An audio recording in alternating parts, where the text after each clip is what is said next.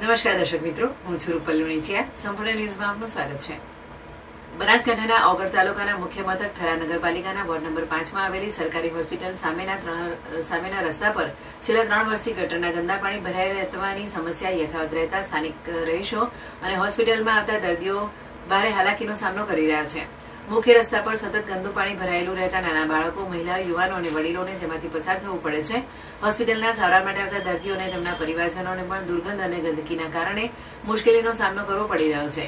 પાણી ભરાયેલા રહેવાથી વિસ્તારમાં મચ્છરોનો ઉપદ્રવ પણ વધી ગયો છે.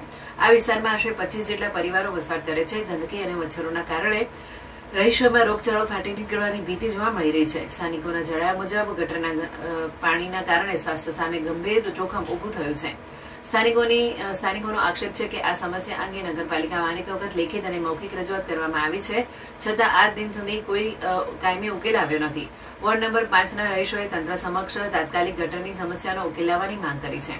આ મામલે થરા નગરપાલિકાના ચીફ ઓફિસર બાબુભાઈ જોશીએ જણાવ્યું હતું કે અમે કાલે વિસ્તારની મુલાકાત લઈ સમસ્યાનું નિરાકરણ લાવવા માટે જરૂરી કાર્યવાહી હાથ ધરીશું.